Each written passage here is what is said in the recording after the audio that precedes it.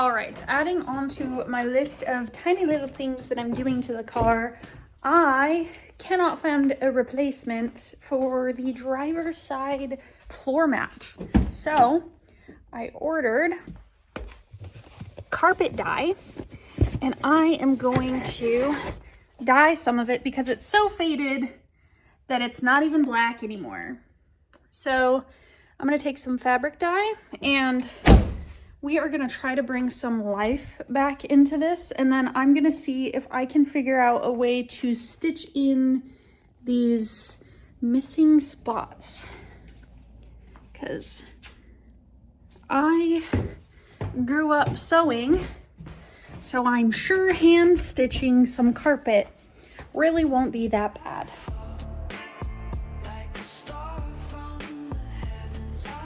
All right, now I look like I'm doing a science experiment in my kitchen, which I kind of am.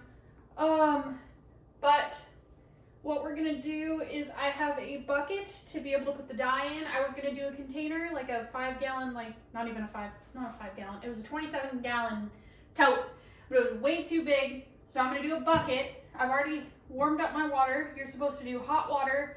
About a half a thing of this, but if you want darker results, you can do a full thing, so I'm going to do a full thing for nylon fabrics, which most floor mats are.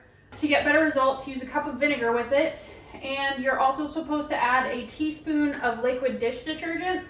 So I'm going to go ahead and get all of that mixed up, but first I'm going to take a hair dyeing trick into account here because I don't want to dye the blue SVT stitching on the floor mat.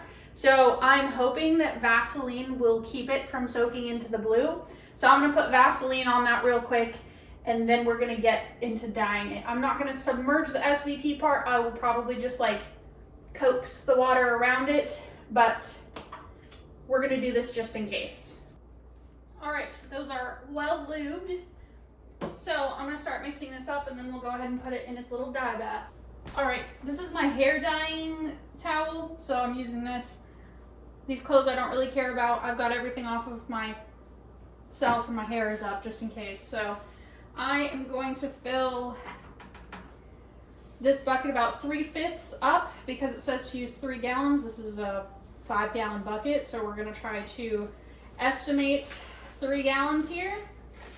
These gloves feel absolutely disgusting on my skin, and I hate it.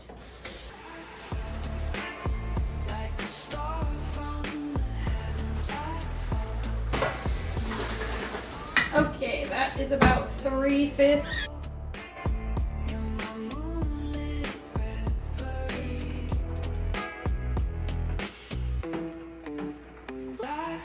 Okay, I think that's mixed pretty well. I think I'm just gonna leave this in the bucket or leave it in the bucket, good Lord. Leave it in the sink because it seems safer to do it in that. So I am just going to start with this part of it. That's how far it can sit into it. So I feel better about that, but I will have to move it around some. You're supposed to stir it too. I think I'm gonna clip that to the side just in case. Roll chip clip. Perfect. I'm gonna let that sit for a minute and stir it, and we'll come back when it's done. Okay, it's been sitting in there for a while, so I think it's good. Stirred it a few times, moved it around. I used an old paintbrush and tried to get as close to these letters as possible without getting it on them. It looks like the Vaseline did pretty well at keeping it off of them. So I'm going to pull this out and start rinsing all of this stuff out of it. And you're supposed to rinse it with cool water, it says. And then you're supposed to wash it by hand with detergent. Okay, now that we've rinsed it to the point where the water mostly runs clean. Yeah. I am going to wash it by hand with a little bit of laundry detergent and some warm water. You can throw it in the wash machine, but If you do that, make sure you throw it in with an old dirty towel. Otherwise, you're gonna stain all of your stuff, and you don't wanna do that. So, we're just gonna wash this by hand to get some more of that stuff out, and so that it does not smell like carpet dye and vinegar. Just get in there really good. Now, if you have the option to buy new floor mats for your car, probably do it. But since I'm a little limited with the fact that these floor mats are impossible to find, this is what we're resorting to. All right, I rinsed it off as clear as I could get the water. And I tried to get some of the excess water out of the mat. Obviously it's got a rubber back, so it's kind of hard to wring out. So I use this towel because I don't care about this towel. But it looks pretty good. Got my hair on it already, might as well christen it. Obviously you guys saw the before. It's still a little damp, but I don't think it's gonna lighten up too awful much. Obviously this area still a little light.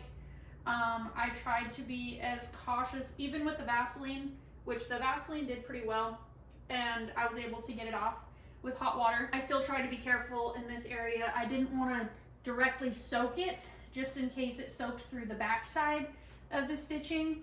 So I just went in with a paintbrush and did that. So obviously it's still a little light in this area, but overall it's a lot better than it was. And now I just have to see if I can fix these little spots where some carpet is wore out. All right, it bothered me, so I did more. This is what it looks like now.